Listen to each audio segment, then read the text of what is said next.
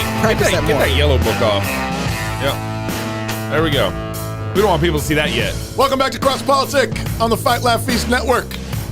This segment is brought to you by Cross Politic Coffee. Oh, I was going to say the tumblers. And the tumblers? Yeah, that you can get if you're a Fight Laugh Feast Club member. Nice. With Silver. us Silver. on the line right now, we got Mr. Jerry Bowyer. Bowyer. He's a financial economist, public speaker for business conferences, frequent writer for Forbes, Fox, CNBC, National Review, Wall Street Journal, frequent radio and television guest, even appearing on such shows as Cross Politic. Woo. He is the author of Fire. The Bush Boom, The Free Market Capitalist Survival Guide, and most recently, the book I'm holding in my hand, The Maker versus the Takers. He's from Pennsylvania with his wife and 3 or maybe 4 of his 7 kids. Jerry, thanks for joining us on Cross Politic. He-ya. Okay, you're going to be just He's fine listened here. to the show before. Hey, Jerry, I got to ask a question. Are your kids baptized? Did you baptize them as babies? Just wondering. They were. I didn't baptize them as babies, but they were baptized as babies. Oh, okay, Yeah, okay. that's why you're getting along so I did well. baptize my niece. I'm a deacon, so Okay. I didn't baptize. So I did baptize my niece. Okay. That seemed okay. But it seemed like if I were baptizing my kids, it would be like, well, what am I? Am I, is this like a patriarchal priest thing, or do we have a separation between those roles? I That's just want to good. That's good. I'm going to be a good reformed person and say that's a different thing. That's a different. We agree. Separation of powers, jurisdictions, all that. I think kind of Jerry, an important follow-up question here in all this. How many votes were counted in Allegheny? Was there some voter fraud in Allegheny? Well, there's always some voter fraud. But the question is there enough voter fraud to overturn the election? I've squeezed the math pretty hard here. By the way, for the record, I believe that in Pennsylvania, the law was violated in that the governor extended a deadline Without legislative in contravention of the legislature. Yeah. Yep. And the Pennsylvania Supreme Court is a highly politicized Supreme Court, and they upheld that. And I think that if someone was standing, I don't think Texas had standing, but I think if someone was standing, took that to the Supreme Court, we'd win. But my analysis of the math is it wouldn't reverse the results. Gotcha. So, Maker versus the Takers. Thank you for writing this book. It was really helpful. I want to know, why does Jesus never confront anyone about wealth in Galilee? Well, my thesis is that the reason for that is because we know from the archaeological remains, and we also know from contemporary historical sources that Galilee was a very different economy from Judea, that Galilee was more entrepreneurial, less state-centered, lower tax, more dynamic. I remember reading one particular archaeological report where one of the archaeologists said, pretty much every time we dig up a village in Galilee, we find 3 or 4 shops. So it was like a shopkeeper society, whereas Judea was a cronyist society. Whether you want to talk about, we have modern labels, crony capitalism in the West, nomenclatura, deep state, which is a term associated historically with Turkey that's kind of been picked up in the American context. Ruling class, establishment, there are different names, but there tend to be these groups clustered around political power that are both public and private, in which the private wealth is dependent on association with political power.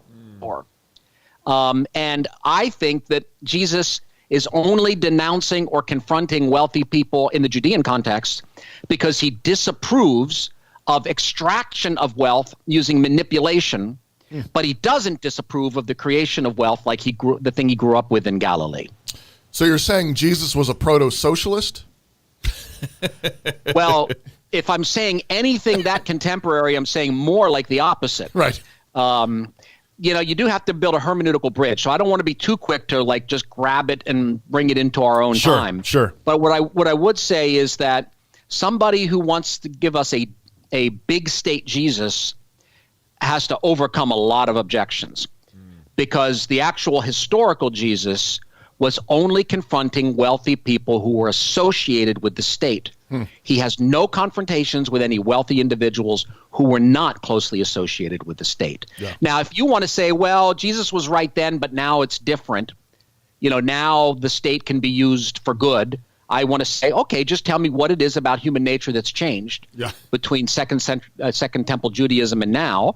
And I'm open to your idea that this time the state can be our friend, but you're swimming against the tide when it comes to Jesus's rhetoric, when you're shaming market wealth and excusing political power and, for that matter, religious power. One of the things you're doing in your book, Jerry, is bringing out all kinds of historical and geographical and economic details from the text that really is rarely done. Yeah, Bible dictionaries, encyclopedias, I've read them. I mean, this thing is packed. Why isn't more of this kind of work being done on the text? I suppose I would suggest a couple of reasons. One, because it's really hard work. Writing this book was a major pain in the neck. And I mean, it was joyful, but it was also just a lot of just hours. Tedious. The thing that drove me is I really wanted to know what Jesus thought. Yeah. When I did this, I did several years of research on this book. In some ways, I've done 30 years of research. I didn't plan a book. I didn't want a book. I was talked into the book later by a publisher. I'm glad I did it. But I really wanted to know, so you put in the work. I think that's one thing. I think another thing is I've noticed something among many pastors and Christian thought leaders, which is there's this phrase, that'll preach. Yeah. I've heard it in the green room in Christian TV, like you do an idea and someone says, "Oh, that'll preach." Yeah. And I think we stop at that'll preach and then we preach it. Whereas what you really have to ask is not will it preach, but is it true? Preacher. And I think in many cases we bring forth sermons. Our sermons are prematurely birthed. As soon as there's something that'll work Sunday morning, we're done. Yeah. The fact is that I'm not a week-to-week clergyman. Right, I'm like I drop in once a quarter to guest preach. So I can wait until I have a conclusion. Right. But the pressure is on. So I'm not going to go after pastors as much. Christian thought leaders, there has to be a new book every year. Yeah. There has to be Benedict option. Okay, what's the next one? They just have to keep it rolling.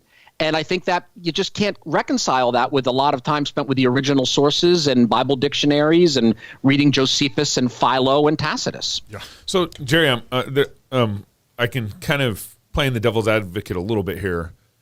So what? So what? Jesus focused some of his rebukes on Jerusalem, most of his economic rebukes on Jerusalem. Didn't all really, of them. All of them on Jerusalem and not on Galilee. So what? What does that have to do with me and my Bible and our economic situation here in America? It has an enormous amount to do with you because the experience that I've had, I move in the world of Christian entrepreneurs, and most of them feel like they are guilty until proven innocent in religious culture of being marketplace people. And I think that what the message is coming out of the Gospels is that anybody can be greedy and anyone can be a money idolater, but that danger is probably greater among people who are politically connected and part of the ruling class in the hierarchy than it is the marketplace person. So instead of hey, I'm a pastor, or more now, I'm a politician. You didn't build that. Give it to me. Yep. And instead of saying, well, that person probably isn't greedy because they're talking about redistributing, I think the default coming out of Jesus is those are the people who have to prove they're not greedy. The people who got their wealth and power through political manipulation. Oh. So I'm saying that priests and senators, they can be saved too.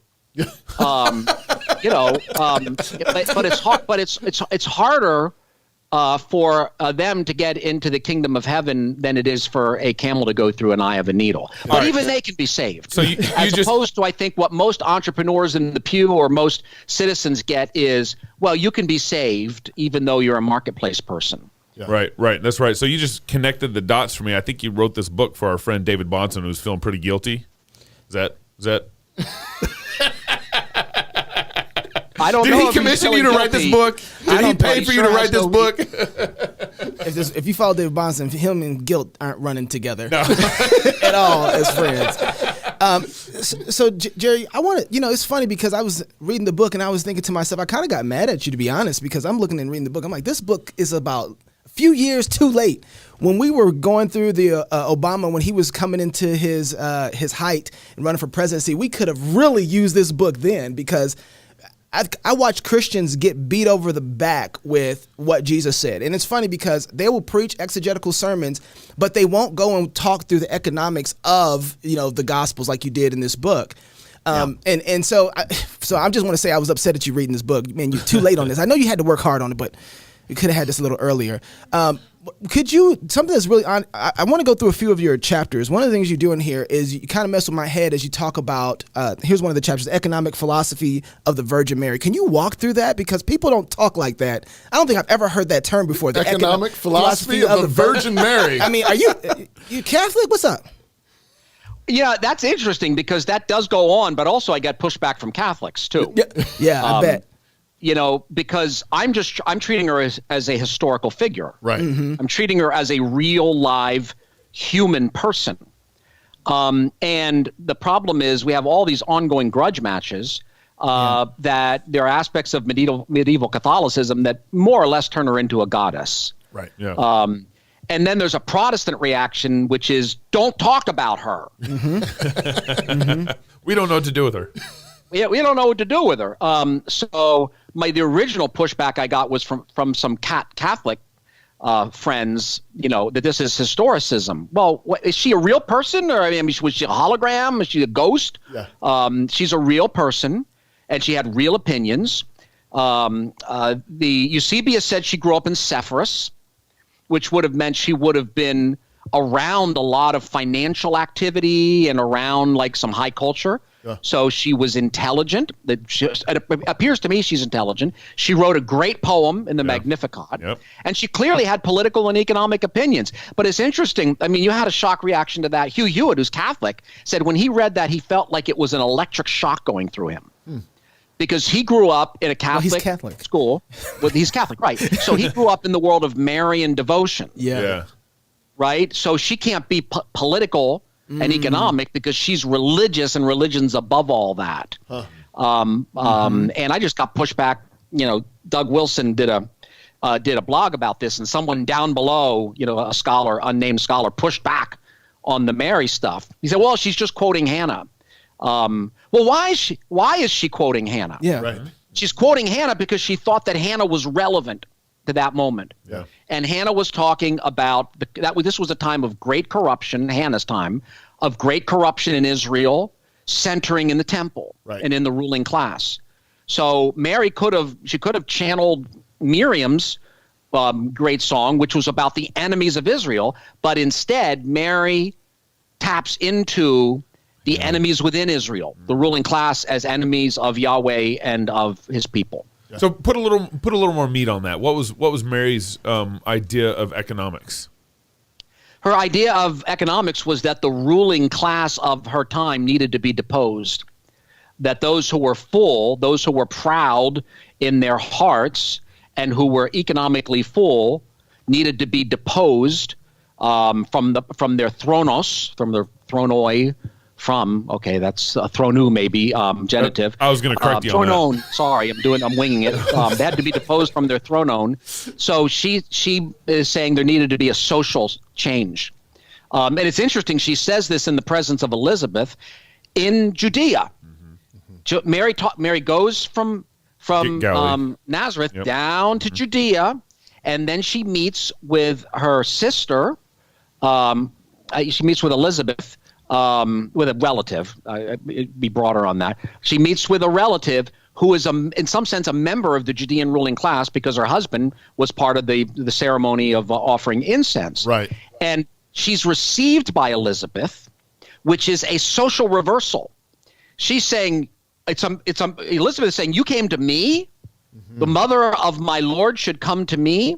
So there's an economic and political and status reversal here. And in response to that, Mary sings a song about economic and political and social status reversal. I'm sorry, that's not a coincidence. So distinguish all of that, though, so we have the social justice world. That, yeah. So distinguish what you're talking about from sort of intersectionality. I'm a minority, so you have to receive me. We need to reverse, we need to empower the powerless. I mean, because a lot of that kind of language is frequently used. Somebody will appeal to the Magnificat and then say, see, that's why I believe in social justice. What are you talking about? Are you defending social justice there? Well, no. But I ran into this very early on. By talking about a Jesus with a social justice message, there's a kind of a right-wing reactionary response to that. Right. Like they own social justice. No, they stole social justice. Okay. Social justice comes from mid-19th century conservative Catholicism. Social justice doctrine was formulated in resistance to socialism. Okay. And then later on gets tied up with the abortion issue. That individual justice is, I won't go out and get an abortion. Social justice is, we will not legally permit abortions. So there's an individual and there's a social development to justice. But like what happens so often, this becomes a shibboleth and the left steals something of ours. Right. And we don't know enough to know that it was ours to begin with. So then we get mad at anybody who says it. Right. And I'm not willing to surrender any more ground. I want to take back ground. They have to tell me why they can use the phrase social justice, given that they do not have an objective concept of justice, given that they have an atomistic social philosophy, and how in the world they can bring this to a Bible, which is entirely, they're like stealing from the Bible. What Augustine says is, we're going to steal from the Egyptians. Mm-hmm. The Egyptians are stealing back from us, and we're saying, okay, Egyptians, have it. We won't do that we won't talk about social justice anymore. That's yours. So, I think that's the wrong response. So zero in. I appreciate all that. Zero in, though, particularly on the economics of Mary and this role reversal stuff that you're talking about. How is that not sort of to use your how is that not a throwing your privilege out the door an abuse of the social justice concepts? The idea that just because you have less, you deserve more. The idea. I see. I get what you're driving at. Yeah. So I just kind of set off on a rant. No, we like rampages. It was a good one. It was a good one. All right. So here's the difference. The biblical concept of social justice is objective. Mm-hmm. So sometimes those people on top will in fact belong there. Yeah. You can have good rulers. So sometimes the corruption is mainly at the top, and therefore you need a reversal. And sometimes the corruption is mainly at the bottom. Moses did a lot of cracking down on the grassroots. So I think what's happened is we've been brought into a Marxian view in some ways by associating a class with righteousness. But when you read, the commentary and a lot of the Reformed catechisms, on what does honor your father and mother look like, it means that proper authority should be properly obeyed. But the catechism makes a point to say that essentially there are two violations. One is oppression by those in authority, and the other is a rebellion by those not in authority. So the biblical and historic Reformed view is that good and bad are not associated with a certain class. But there are moments in history, at Mary's moment in history, the corruption was centered at the top. Yeah, that's right? helpful. That's helpful. So I wrote a book a few years ago about Barack Obama, and I talked about this, and I said, I think right now the corruption is centered at the top. Right? But in my opinion, we're very much in danger of, in reaction to that, creating a situation where the grassroots are also unjust or wicked in many ways. Yeah. And that if we just think that populism is always good, we're going to fall into the structural concept of Marxism. Yeah. That you're right when you're right and you're wrong when you're wrong, whatever class you're in. Right. But in Second Temple Judaism, down here was generally more righteous than up here, so you needed a social reversal. That's helpful. That's really helpful. That's really good, and that'd be true. I guess kind of a reverse example would be what you mentioned earlier, where Moses, kind of up top, tended to be more righteous, and down below was the ones complaining and the rabble. Right. Can we talk Another about example would be David, right? David was generally a righteous king, and he had to put down uprisings. Yeah. So in that case, the evil was coming from a little bit more below, from his own son or from other forces. So the good is never like low. Satan's tricky. He moves around. Sometimes he hides in the ruling class. Sometimes he hides, down below. I want to talk about two more economies before because we're getting close to the end. I want to talk about the economy of Judas. Can we talk about that a little bit? The economy of Judas. Yeah, the Judas economy. Okay. What do you mean by that? Well, what I mean is that there's a pretty high probability that all of Jesus's followers were Galileans, with the probable exception of Judas. How do I know that? Well, we see the early recruitment in Galilee. Mm-hmm. In addition, after Judas is dropped from the group, the angels address men of Galilee, after Jesus' ascension. Oh, so it's a Galilean movement. The issue with Judas is that Judas Iscariot, Ish is Hebrew for man, Cariot is the name of a Judean town, and his father is Simon Ishcariot. So, this is not like we know it 100%, but the linguistic indication is that this is the only Judean disciple, and he's the one who betrays Jesus. And I think I'm looking at this from a literary point of view. Look at Judas's role. He centralized the poor pot, right? The poor purse, right? In the name of giving it to the poor. He ideologically promoted the idea of giving to the poor, right? But he was stealing from the pot. And that is a perfect microcosm of what had happened to the temple. If you read the Torah, the poor tithe stayed in the local community. Every third year, there's a poor tithe to the local community, and it's administered by the elders of the gates. But there had been a legal revolution, like all these Pharisaical workarounds. The lawyers figured out a way, and so the tithe, they always do. The tithe gets collected in the temple, and becomes a tax enforced by force, rather than a voluntary giving. And what are they doing? They're stealing from it. They're wetting their beak. So I think Judas, I don't think it's a mistake that we're given these details. Judas is like in one man, a recapitulation, a microcosm of the economic system centered on the temple. Yeah, it's stuff like that. This is why you need to get this book. That's really helpful. But adds so much to the cleansing of the temple. You touch on this in the book, but Jesus going in there and saying, "You've made this a den of thieves," with that historical background where they're sucking the poor dry. Right. Particularly, somewhere in there, you note that he's turning over the tables where they're selling doves. Which is the poor man's sacrifice, particularly sacrifice for the poorest people in the nation. Right. There's so much there. Do we have time for one more? Jerry, you got time for one more? Yeah, it's a regressive tax. The crooked money changer system, government monopoly, fixed prices. It's a tax which is unjust. Right. But it's also a regressive tax, which is unjust. So if someone wants to tell me there's nothing economic going on here, then I want you to tell me why in all of the gospel accounts the dove merchants are singled out. Yeah. The only important distinction between dove merchants and other animal merchants is the economic status of the people who use them. Wow. Let's do one more. Okay. All right. So what do you mean by the economics of the crucifixion? Isn't that a bit crass? Yeah, I don't know. I'm not good at determining what's crass. I'm working on what's true. Yes. And then crass or not, that's in God's providence. I can definitely tell you that I get a pushback when I talk about this, that it feels impious to people. Right. Even a good friend of mine, I started to tell him about this, and he said, "Well, Jesus was killed because he's the Lamb of God, slain from the foundation of the world." And I said, "Oh, so a spear didn't kill him?"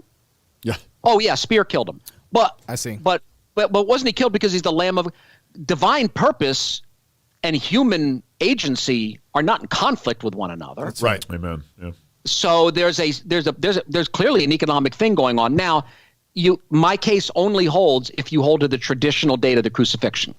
So if you believe in a 31 AD crucifixion, this won't work. I hold to the traditional date, which is 33. They were in the midst of a empire-wide financial collapse, very much like we saw in 2008. And that deprived Pilate of his political cover because the equestrian order that he was part of was associated with the financial elites. He had been appointed by Sejanus.